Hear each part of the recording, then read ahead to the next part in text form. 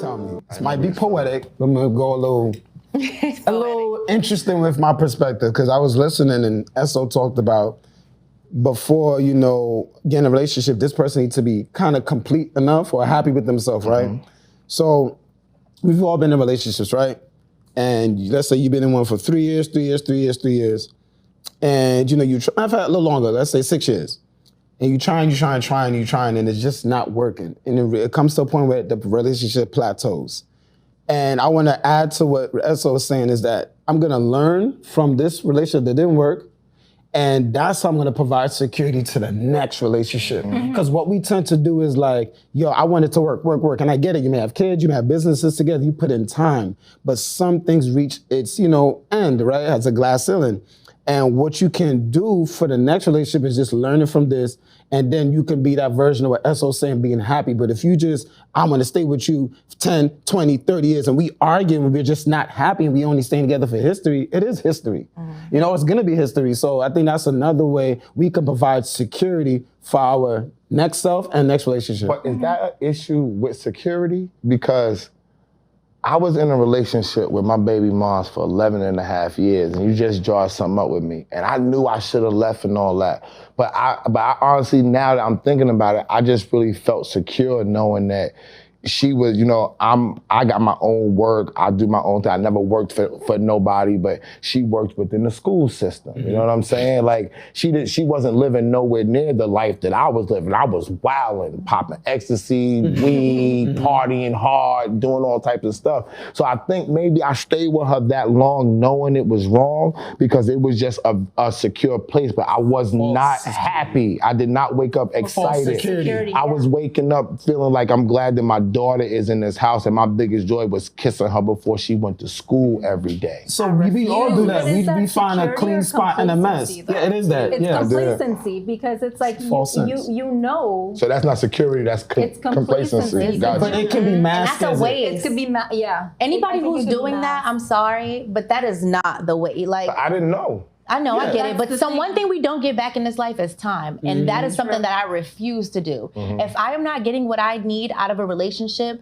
I'm gonna start working on my exit out. I don't care what you say to me, I don't care, even if I make you feel like we good, or, you know, because you keep telling me like, oh, don't leave. I'm in my mind, if you're not making me happy, I'm working on my exit out, because what I'm not gonna do is sit around with someone and waste time being miserable when you know how happy you can be. So you saying that in the situation that you was in, security wasn't the most important thing now. You caught me now, red-handed. Now, okay, so when you first spoke about it, you said that security and money was the most important thing. I did not even say that. I was just saying. I got you, Jada. Now, that was just one thing that I said to go with something else that I said. But yeah, when you on your first date, it was security. Happiness now. You think now, after we explored it, you saying that now that's the most important thing. That is. And to me, within this show, I think how I realized stuff from 10, 12 years ago just now.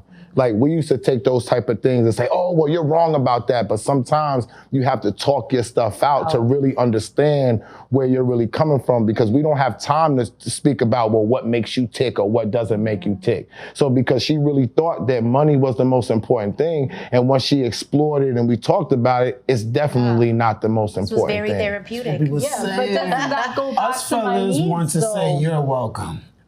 No, because I said in my hierarchy of needs, emotions, which happiness goes under emotions, that's my biggest thing. I need to know that we're emotionally clicking. I'm vibing with you emotionally. That's important for me, because I already know without him, I could make my own money. That's what I bring to the table, the fact that I have means of making money, and I don't need him for his money. What he brings, he adds to it, and then we build a happy future. Now I'm realizing the security is like, I feel better if I'm happy within. You're right. You know what I'm saying? Like, sometimes the money is not enough. Sometimes, you know. Can you say that part again? I took an L. She said sometimes money is not enough. Sometimes the money is not enough, and I understand that. But for women who are in a situation where when they're with someone who the security is their money, it's harder for them to leave that situation because now they have to pick up and start all over. And now they have to change their lifestyle. And now they have to probably bring their children with them. And now they have to live a certain way. And they're willing to put up with being miserable or dealing with someone who doesn't give them everything they need because they're afraid. Well, all they have to do is put themselves to work.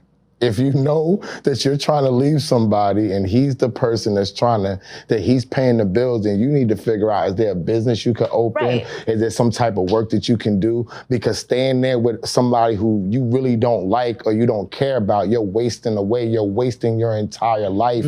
Then being lazy, that's called lazy. Being lazy. Don't be lazy and be caught up with somebody that you don't like, because his life is trash and your life is now trash too. And if you have kids, their life becomes trash as well. And you don't want to do that. You'd really be surprised what you can do once you get out of a situation. You'd be surprised how much clearer you'll think. You'll be surprised how when your back is up against the wall, you make bad decisions. When your back is really against the wall, though, also you start making decisions about, okay, how am I going to come out of this? That's when that grind really kicks in. And that's when you start finding things within yourself where you're like, okay, well, if I'm going to get out of this situation, let me just start working here. Or let me just start doing this. Or let me, that talent that I used to have, let me kick it up. Let me turn. Do they ever think about more communication?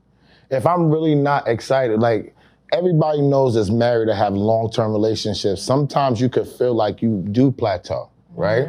And it has happened. And when you plateau, you start looking other ways and stuff like that. But how you get past that is you have to come back down and you have to be back to secure with the person who you was with from the beginning. And you should be able somehow to build up the communication back to at least talk about if we're gonna work on this or if we're gonna just part ways. Can I say something on that? I feel like excitement is very important in a relationship, right? Very. And once you get to a point where you know the ins and out of a person and you know their routine and you know how they brush their teeth and how you just know what to expect. It's boring. It's boring. You start so taking them for you granted. start wanting more. But you know, sometimes but y'all know what y'all call that? But y'all know what y'all call that? What? This is what my wife calls me. He's a lot to deal with. And people say, yo, how do you deal with him? Right. He's a lot to deal with. So evidently the lot to deal with dudes is the one that they want to be with, because you're never going to have a dull moment. You're never going to know what's going on. But the thing is that not everyone's like that. There's some women and there's some men who they reach that plateau and they're happy there because they know what to expect. They know what's going to happen the next week, the next month, because it's the same routine. Are you like that? I am not like that, and I'm not happy. You're not a like plateauer? that. I've plateaued. I have plateaued, and I caught myself, and I said, I'm not happy, because what happened? I started gaining weight. I didn't feel good about myself, and I said, this is not who I am. This is not how I want to be. And I caught up with it, and I said, no, I need more just for myself. Did you talk to him about it, or did you just redirect and move on? I redirected myself, and I told him, I said, I am not happy with myself. It has nothing to do with you. It's just I am not happy. I know I could be better. I know I can do more. And I started doing it, and he was supportive. He said, look, we've gotten to a phase where it's just like we know each other, Y'all were right? a tremendous couple if y'all talked like that. And Wow. it was just like, they were dope. Why did y'all ever even separate? Like, oh, you plateaued with me, I plateaued too. I plateaued understand. too. Move on, everybody. It's sounds okay. poetic. No, it had its poetic dull- justice. It's poetic, but it took work, but it had its ups and downs. But you were secure with him? I was secure. And he was secure with you, right? He was secure. All right, cool. That's all I wanted to know. He was secure, but then it got to a point where we just started doing our own thing so much. I can agree with that. We sort of forgot about each other. And that's where it got really problematic, because when you get so caught up in doing your own thing, with having that mindset of, I'm going to do this, I'm going to do that, I'm going to finish school, blah, blah, blah, get my own money, you forget about the relationship that you have. You forget about the us and you start thinking about the you. Exactly, and that's what happened. So I'm not going to lie, I experienced that when I was in college. I was with someone that I absolutely loved. They were my best friend. Everything was just amazing. I was in a point in my life where I could not imagine myself being with anybody else. Yeah. I knew I was going to have his kids. I knew his family in and out. He knew my family in and out. My family loved him. Nobody, that was a household name for me. Nobody could get over my ex from college. Nobody. And we were good communicators. Like, we literally were great for each other, like literally how best friends are. But there came to a point where no matter what, our communication, no matter how real we were with each other, we just decided that, you know, like, yes, the communication is great for us, but we still wanted different things, and we just let our lives just separate. You know, once we got space from each other, we allowed that space to just become, to grow. And then after that, it was just like, you know, we grew in different directions, and I was secure with that person. I felt like he provided me everything I needed. So the security, it trickled all the way down. It was all of the other. We were in college together, so I didn't really think about monetary. Like, I didn't really think about the money part. I was in college, it didn't matter in college. It didn't matter in college. You I like you, you like me. We're gonna figure it out. Whatever. Is that what I was saying earlier? Oh. Get out of here. You notice I just sat quiet and everything I said is just coming back. Yeah, but we're learning at the same You're a prophet. time. You're a prophet. I decided to say nothing. I had to say nothing. I'm confused now. That's the point. That's the point.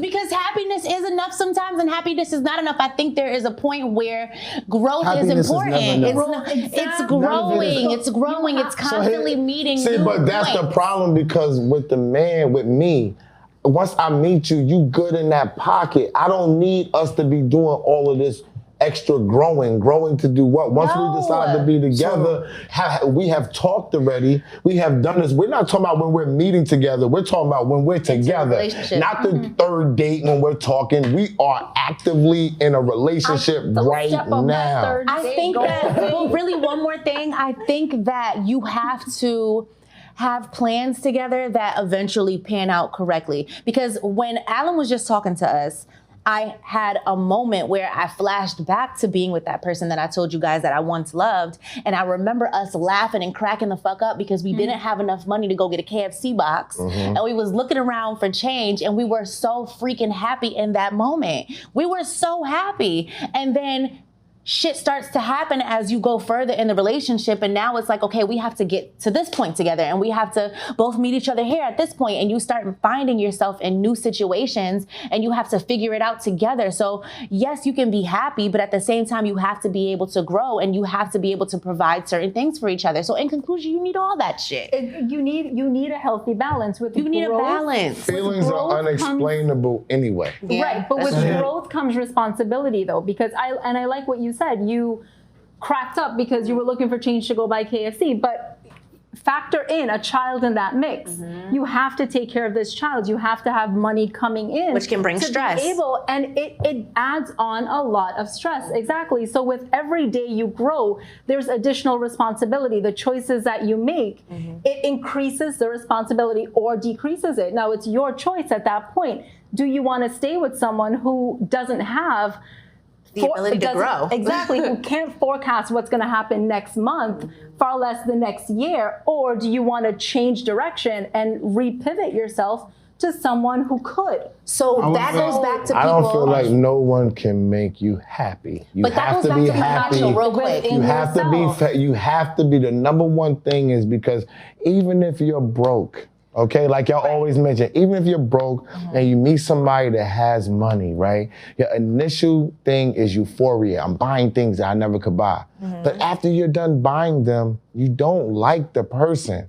Or you might think that they're cool, and they might be nice to be around, but this isn't what I thought it was going to be. People choose that because that is the thing that solves a lot of problems, though. So I think some women are sitting in that situation because they think, all right, this is providing me with a lot of shit that in my regular life, or if I didn't have this person, I would be at home stressing about. And yes, me and this person don't communicate properly, but I can go and find peace at the lake because, you know, in my Rolls Royce. So that's joy? I'm not saying that, but what I'm saying is just in general from a different perspective. It's comfort. It's comfort. It's comforting. Whereas if you're broken, you're looking at your child and you can't provide them with things, and, you know, you also don't have a relationship great with their father. Now you're finding so many other issues where maybe just if I at least had some money, I would be feeling a little bit better in my situation. So, I feel you, but we always get money, and then when we get it, it's never enough. Go ahead. Oh, I'm sorry. I agree with that too. To just,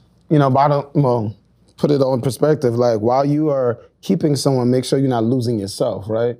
Because that's the thing. You can't have your foot on the gas and the brake at the same time, right? Yeah. So I think that's what happens a lot of times, where like you reach this, like, so Jada just said, I found comfort in my KFC, right? And that was enough. Or at the moment, then you grew. Or this man isn't doing enough, but he just holds the baby. I think we need to stop, men and women need to stop looking at that one thing and try to put a blanket on everything. Like, no, yes, he's holding the child, cool, but we are still broke. We are still struggling. Put the child down and go pick up a laptop, look for a job. But also you gotta know how to communicate that too. You don't go the for right the ego. way. But you can't. But you can't belittle him. Yeah. And vice versa. The man can't, you know, say you can't belittle. Look as good anymore. You can't belittle nobody. Excuse me. Go ahead. No, that's it. I don't mind we having a conversation, but I just wanted to add that we're like, you know, we just have to just be mindful of not losing ourselves and not, you know, finding a clean spot in the mess and like living in this delusion of grandeur. Like, yo, this is reality. Yes, he's holding his child, cool. Yes, she's breastfeeding. That's naturally what's supposed to be done. Exactly. And That's there's the other bare things minimum. that we've all been saying, as we turn to audience, that it's multifaceted. We have to do all these things. You know, I don't want to put blame on man and woman anymore. I think we need to shift that to like, we need to be human beings and be responsible. Yes. And talk about those things together. So in conclusion, wow, I learned a lot about myself and I can see multiple different perspectives, and I feel as if to be someone's happiness, I don't think it's possible. It's very overwhelming when you hear how to keep someone happy or how to be someone's security. I personally feel as if I can't be someone's happiness if I don't understand who they are, what they want, or where they want to be in the future. I feel like if I don't communicate properly with my significant other, that it'll be a failed relationship, because to make you happy, I have to understand you. And for a man to be my security, he has to understand me as well. And I feel like finances are not just enough for security. I feel like you have to make me happy and we have to see eye to eye. Otherwise, I'm not secure. My emotions are not secure. My well-being, you know, my dreams, my goals. How do you feel about them? Will you support them? Will you be there for me when times get hard? So I personally feel like there's so much more that is involved when it comes to being my security and me being your security and us making each other happy. So, you know, with that being said, what did you get out of this, SO, and how do you feel? Well, I actually got a lot of insight from y'all about how y'all really feel about things. I'm still gonna stand on that. For me, for a man, being secure with your woman is the first and foremost thing. That's our first step in order to crack the layer back, in order for us to move on and get closer to you. Then the communication is key. And I know that we know all of this stuff, and I just feel like sometimes the emphasis on money, which I always know is definitely needed. I understand that. But when people emphasize it so much, it kind of puts a blinder on any type of true situation, knowing what you can or can't do with a person, knowing what they will and won't do with a person. And that expectation of money kind of taints everything before you even get started. I implore people to look for love first. I implore people to look for security if you're a man. To me, those are the first two things that you need to see. You know how you feel when you meet a person. You don't know how they feel, but you know how you feel. And that's the same feeling you want them to have about you. If that's not the case, 9 times out of 10, it's just not gonna work. So if you really want a relationship and you really want to move forward, you need to take all these things into account. Don't think about I. Think about we.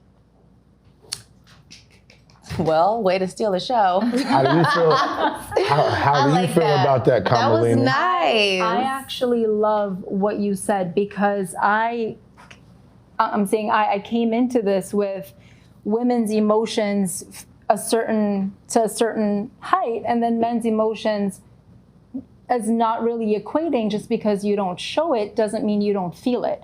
So what I took away is we have the same emotions. We express it slightly differently. And I love that what you said, if you're not showing something or saying something, that's communication. And I think my approach would definitely change. And it's eye-opening for me because I would be the type to try to dig it out and figure out what's going on. And sometimes, the guy just needs space and he just wants to chill for a little bit and then approach it. And I think that's something I can definitely take away. When it comes to love, when it comes to relationships, you have to vibe with that person. You have to know that you love them. Open up the door, communicate with them, and let them know how you feel. It's okay to be vulnerable, but it's also okay to know that in your vulnerability, you're secure in yourself. No. What do you think? Wow. How can I follow that up? So after hearing everyone on the set, and just to button it up, we talked about security in a relationship. Is that enough between men and women? Nope, it's a human responsibility. We talked about love. Who should love who? Who should communicate more? It's not a gender, it's a human thing. It should be a desire, it should be a natural want. And with that being said, thank you for watching tonight's episode on A to the Table. Make sure you like, subscribe, and share. Keep the comments going. Thank you for the support. This is season 4 of A to the Table. Thank you. It's your boy, Oliver. That was a nice button up. I love that. You better button it, baby. Nice.